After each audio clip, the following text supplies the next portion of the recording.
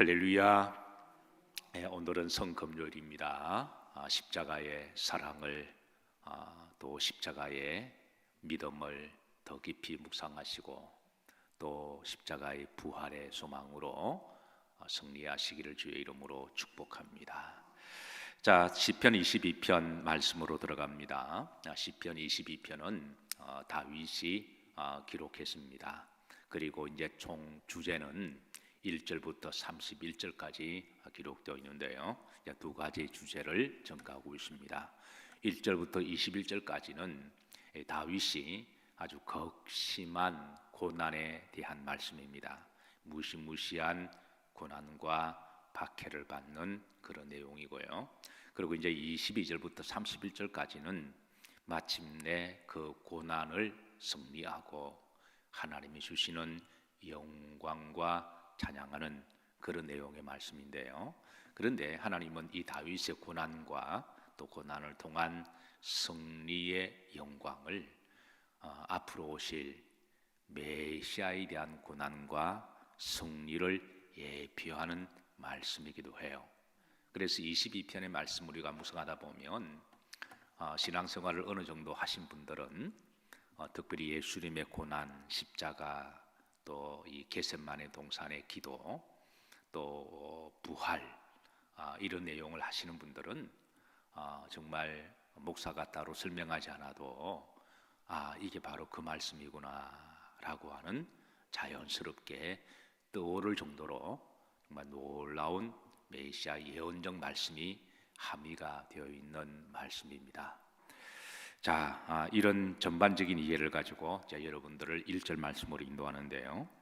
우선 이 다윗의 이 부르짖는 고난 중에 이 탄식하는 기도를 우리가 읽어보시다 보면 예수님께서 십자가에서 이런 기도하셨지라고 하는 게 자연스럽게 연상이 되는 그런 이제 구절의 기도예요.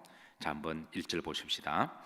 내 하나님이여, 내 하나님이여, 어찌 나를 버리셨나이까? 어찌 나를 멀리하여 돕지 아니하시오며 내 신음 소리를 듣지 아니하시나이까? 어디서 많이 들어보신 말씀이죠.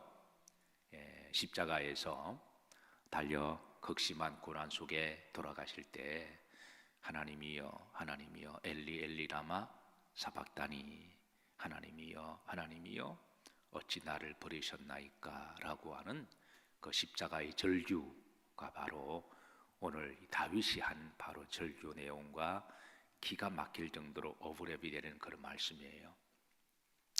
우선 이 다윗이 인생을 살아가면서 이런 기가 막힌 무시무시한 고난을 당한 적이 이제 몇 번 있는데 대표적으로 가장 극심한 고난은 두 번 정도로 우리가 연상할 수가 있습니다. 첫 번째는 사울 왕에게 쫓겨다닐 때입니다. 11년 동안 사울 왕에게 억울한 누명을 쓰고 역적이 되어서 정말 민족을 구한 영웅이죠.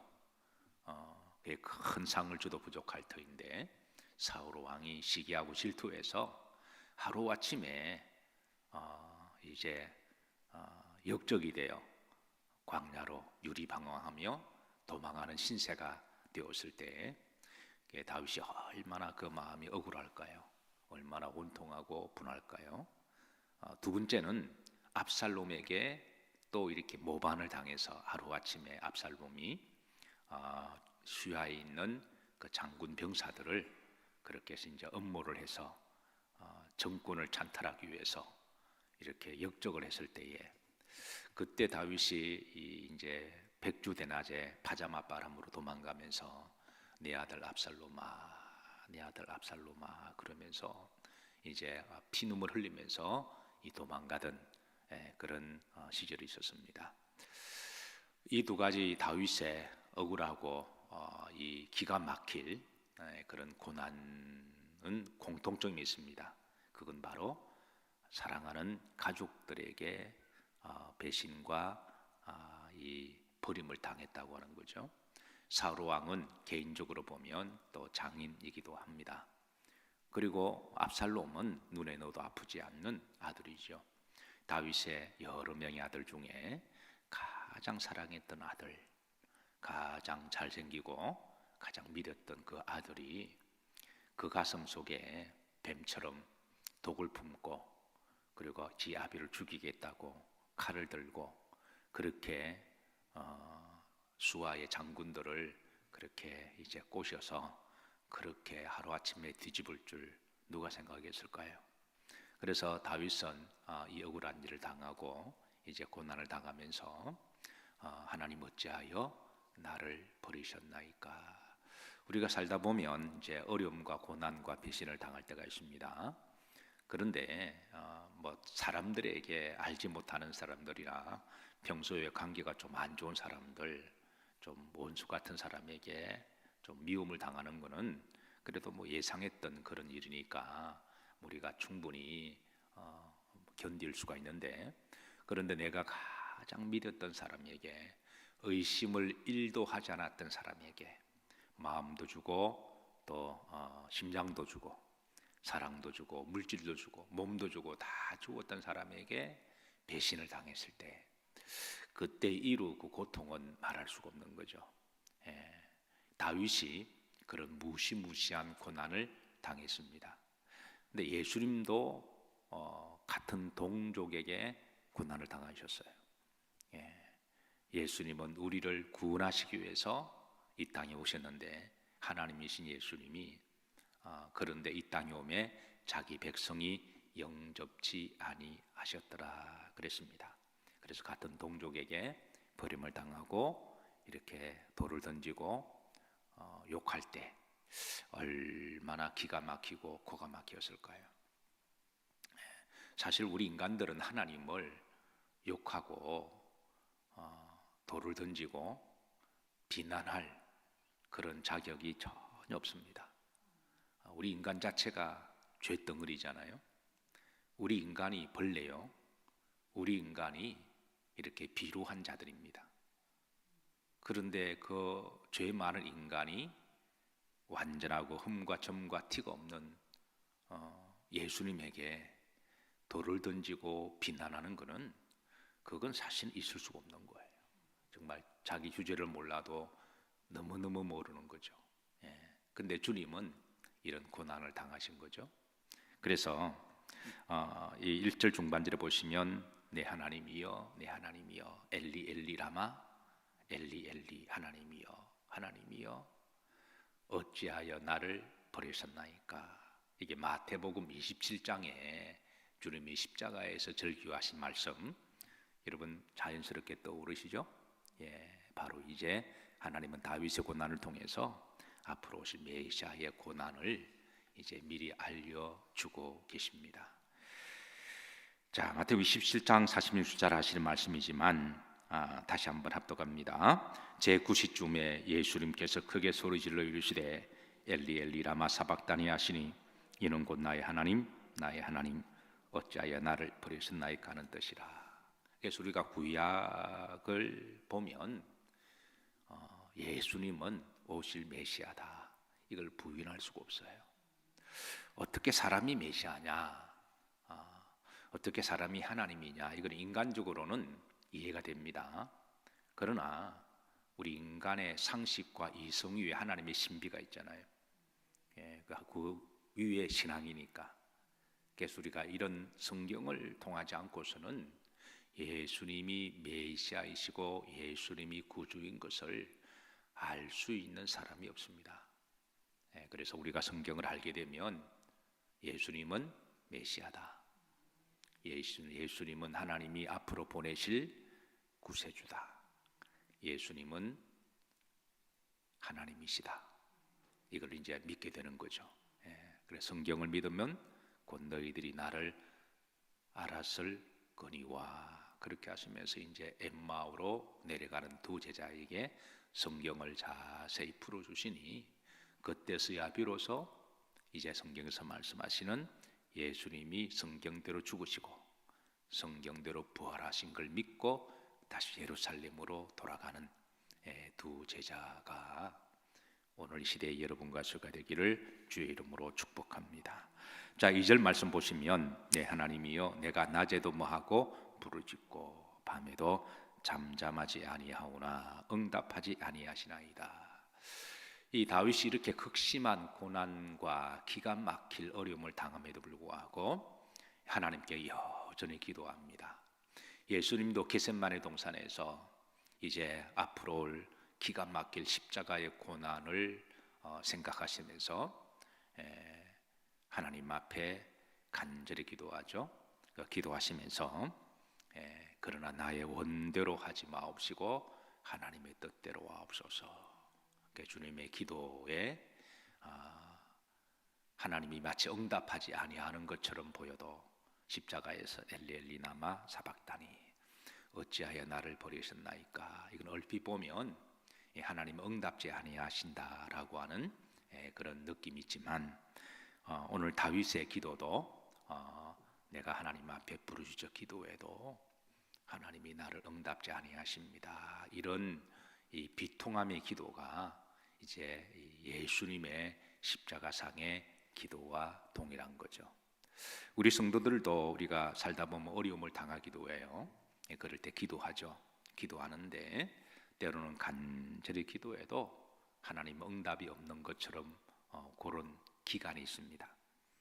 하나님이 나를 마치 버리신 것 같고 기도해도 응답이 없는 것처럼 보여도 그런데 바로 그럼에도 불구하고 하나님을 전적으로 신뢰하고 기도하고 믿음 생활하는 것이 바로 믿음입니다. 그런 과정을 버텨내고 견뎌내야 우리가 그 시험에 이기는 거지.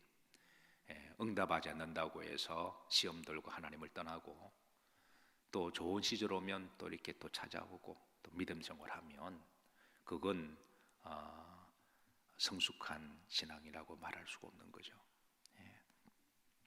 3절입니다. 이스라엘의 찬송 중에 계시는 주여 주는 거룩하시니이다. 이런 극심한 고난 중에서도 첫 번째 다윗은 기도하고 그리고 응답이 없는 것처럼 보여도 하나님을 여전히 신뢰하는 그 믿음. 이게 이제 예수님의 그런 우리에게 보여주시는 믿음의 본이시죠. 겟셋마네 동산에서 할 수만 있으면 이 잔이 내게 지나가길 원합니다. 그럼에도 불구하고 그 잔을 받아 마시고 그리고 기도 중에도 끝까지 하나님을 신뢰하는 그 예수님의 믿음은 다윗을 통하여 메시아임을 드러내시고 또 더불어서 우리 성도들에게 우리가 어려움을 당할 때 우리가 어떻게 믿음의 여정을 걸어가야 할 것인가 그렇게 좋은 이제 본과 모델을 보여주기도 하십니다.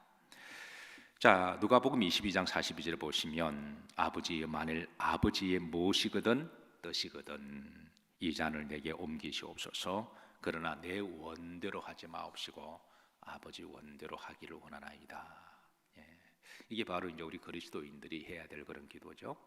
우리가 지금 인류가 극심한 지금 이 코로나를 통하여 어려움을 당하고 있어요. 그래서 이 어려움을 당할 때에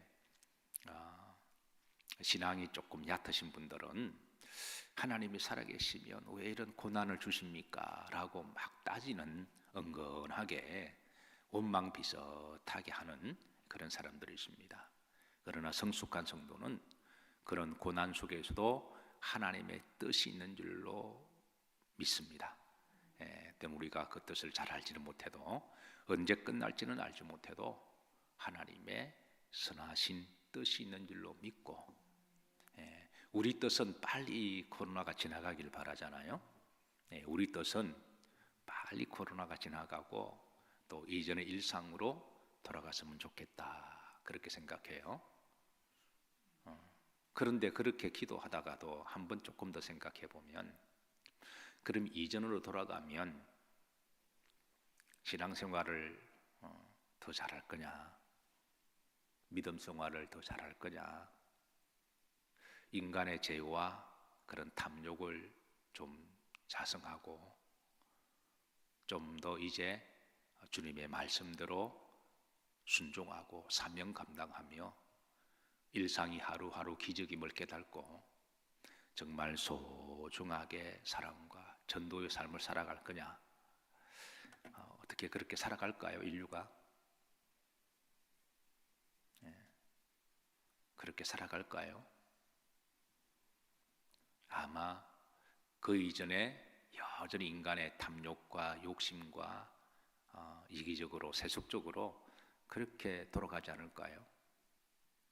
그러면 빨리 이전으로 돌아가서 그게 사실은 신앙적으로는 별로 달라진 게 없다면 하나님이 이전으로 빨리 돌아가게 할 이유가 별로 없다라는 거예요. 이전으로 돌아가서 뭔가 다른 삶을 살아갈 때 그게 이제 하나님이 보시고 그래 이제 그 정도면 됐다 하시고 하나님이 돌려 주실 텐데 그렇지 않고 까마득하게 다 잊어버리는 그런 이전이라고 한다면 하나님이 그렇게 빨리 돌아가게 하실 이유가 없는 거죠. 그래서 우리가 때로는 하다가도 결론은 내 뜻대로 하지 마옵시고 하나님의 뜻대로 하옵소서. 우리가 그런 기도를 할 수밖에 없어요. 하나님의 뜻이 이루어지기를, 주기도문에도 하나님의 뜻이 이 땅에 이루어지기를. 그래서 예수님도 이제 그 고난 속에서 내 뜻대로 하지 마옵시고 하나님의 뜻대로 이루어지기를 기도했습니다. 그러니까 우리 성도가 우리가 때는 어려움을 당해도 우리가 이런 성숙한 기도를 하게 되면 우리가 믿음으로 잘 승리하게 되리라고 그렇게 믿습니다. 자, 4절입니다. 이 다윗은 자신의 극심한 고난 중에도 우리 조상들이 죽게 의뢰하고 의뢰하였으므로 그들을 건지셨나이다. 그러니까 이제 다윗이 그런 고난을 당했을 때도 그러니까 신앙의 선배들을 생각하는 거예요. 나만 이런 고난을 당하느냐? 아니라는 거죠. 자신의 신앙의 선배들 노아도 그러하고 욥도 그러하고 아브라함도 그러하고 이런 신앙의 선조들을 생각하면서 그네들도 고난을 많이 당했을 텐데 그런 고난 중에도 하나님을 전적으로 의뢰하였고 하나님은 결국은 그들을 건져주셨다. 그러면서 이제 그 자신이 당한 고난을 이겨낸 거죠.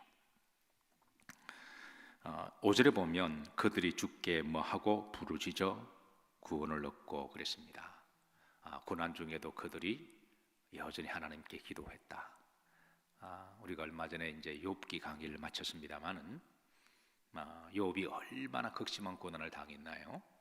많은 사람들이 심지어 욥의 와이프도 너가 믿는 하나님을 저주하고 너 죽으라 이렇게 말할 정도고 새 친구들도 고난을 자기 멋대로 해석하고 때로는 조소하고 비난했던 그래서 어떤 점에 있어서 그런데 욥은 끝까지 하나님을 전적으로 신뢰하죠. 그래서 우리가 고난을 당하고 어려움을 당하면 그때 이제 우리가 알곡과 가라지가 나누어지는 것을 우리가 알게 되는 거죠. 그래서 이 다윗은 자기가 고난을 당했을 때에 신앙의 선배들을 기억하고 그런 가운데도 우리 신앙의 선조들은 하나님을 전적으로 신뢰했고 그리고 5절에 보면 그들이 주께 부르짖어 기도했고 그리고 무엇을 얻고 구원을 얻고 그리고 마침내 하나님이 구원을 해주시고 중반절에 보면 주께 의뢰하여 그러니까 전적으로 신뢰하여 수치를 당하지 않게 하셨다. 이거는 마침내 하나님이 다시 회복시켜 주셨다라고 하는 거거든요. 지금 요즘 좀 어려운 시절을 지나가고 있습니다. 분명 어렵고 힘든 시기이긴 하지만 그러나 우리 신앙의 선배들이 걸어온 여정에 비하면 이것도 또한 아무것도 아니다.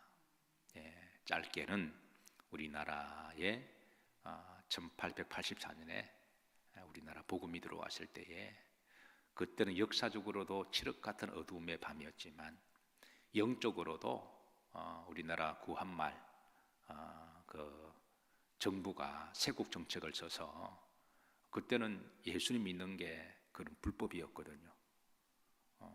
그때는 예수님 믿다가 죽은 사람, 순교당한 사람들이 많이 있습니다.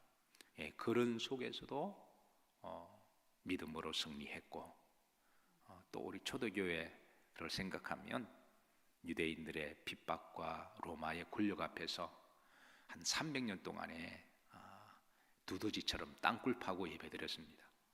그런 상황 속에서도 그들은 예배를 놓지 않았고 기도를 놓지 않았어요. 또 중세 시대에 또 가톨릭의 그런 또 핍박은 또 얼마나 극심했나요? 이제 그런 것들을 생각하면 충분히 우리가 이길 수가 있다. 그 다윗도 고난 당했을 때에 왜 나만 하나님이 왜 나 가지고 자꾸 그러세요? 왜 나만 힘들어요? 우리가 어려움을 당하면 그렇게 말하기도 하죠. 근데 주변을 돌아보면 너만 그런 게 아니라 너보다 더 힘든 사람도 있다. 너만 군대 간 게 아니다.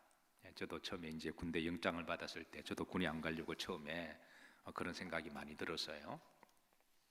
남자들이 입영 통지서를 받으면 누구나 다 군에 안 가려고 하는 심리가 다 있습니다. 저도 그랬고, 그런데 저만 군대 간 게 아니거든요. 주변에 다 갔습니다.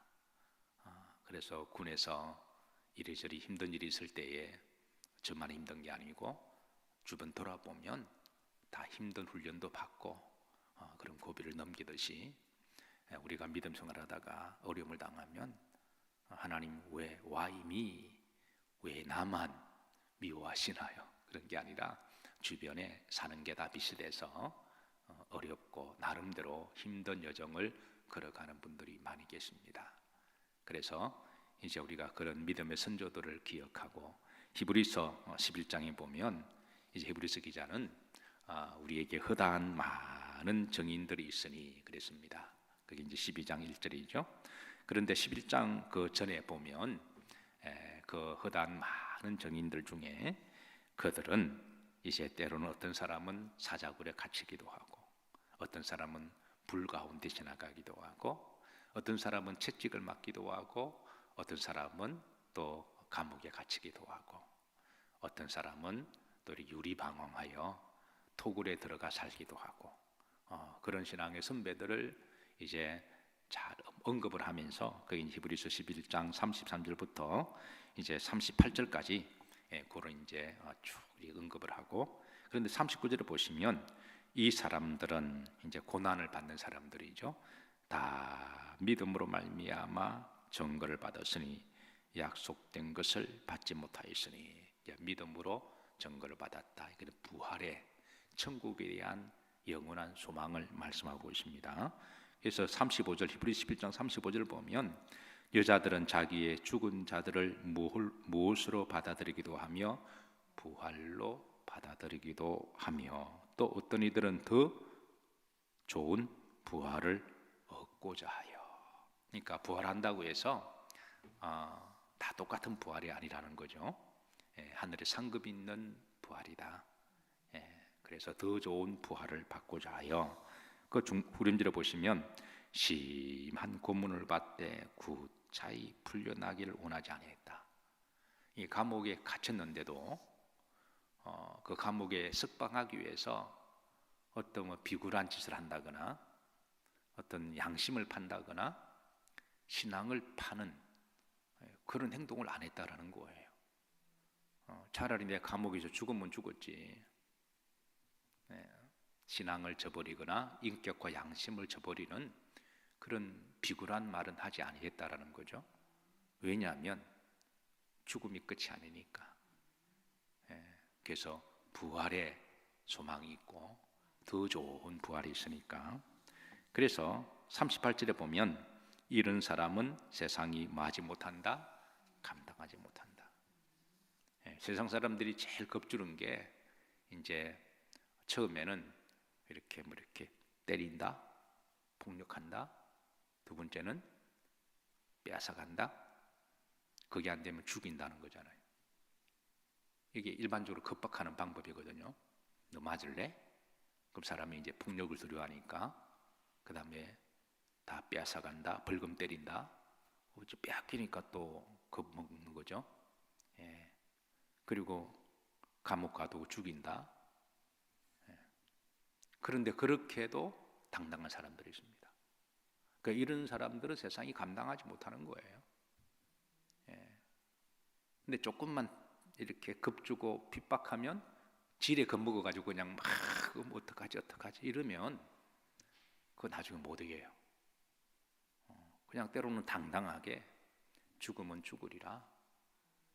때린다 그러면 잘못한 게 없는데 그러면 때린다 그러면 어떡할까요? 그러면 때리는 사람 앞에 무릎 꿇고 그냥 때리지 마세요 이렇게 해야 되나요? 그런다고 안 때려요? 마귀가? 그러면 더 우습게 보고 더 밟아버려요.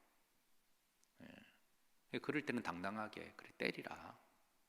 그렇다고 우리가 같이 또 싸울 수는 없어요. 그리스도인이니까. 스데반처럼 저들이 하는 짓을 모르니까 불쌍히 여겨주옵소서. 그러니까 시대를 잘 분별하는 통찰력은 가지고 있어야 돼. 그 믿음의 담대함은 가지고 있어야 된다는 거죠. 그러니까 이런 사람들은 세상이 마지 못한다, 감당하지 못해요. 세상이 이기지 못합니다. 이런 믿음은 어디서 나왔느냐? 바로 부활에 대한 믿음. 이것이 바로 이제 때론 죽음도 이길 수 있는 우리 그리스도인들을 담대하게 만드는 거죠. 다윗도 극심한 고난을 당하면서 도망다니면서 이러다가 죽으면 죽으리라. 그런 믿음으로 이긴 거예요. 만약에 그런 믿음 없었다면 사울 왕에게 비굴한 모습으로 어떤 타협점을 제시했겠죠. 그런데 그러지 아니하고 그냥 당당하게 믿음으로 살았고 하나님은 때가 되셔서 다윗을 회복시켜 주신 것이죠. 어려운 시절을 지나가고 있습니다. 우리가 조심하고 지혜로우되 그러나 너무 두려워하지 마시고 평안하시고 담대하시고 그리고 또 우리 신앙의 선배들 다 이겼습니다. 그러니까 오늘 이 시대도 우리 누군가는 이겨야 되고 또 믿음을 잘 지키면 또 하나님은 또 언젠가는 때가 되면 회복시켜 주시고 또 하늘에 더 영광의 상으로 예비하시고 또 우리 신앙의 후손들이 또 그들의 신앙의 무대가 되었을 때에 또 영맥을 잘 이어가게 되리라고 그렇게 믿고 오늘도 십자가의 믿음과 부활로 승리하시기를 주의 이름으로 축복합니다. 기도합니다. 말씀 받았습니다. 성금요일 다시 한번 예수님의 십자가를 기억하고 그 사랑과 믿음과 부활로 살아가게 하옵시고 한국 교회와 성도들 또 온 인류의 교회와 성도들을 긍휼히 여겨 주옵시고 하나님의 뜻이 이루어지기를 기도하며 예수님 이름 받들어 기도하옵나이다. 아멘.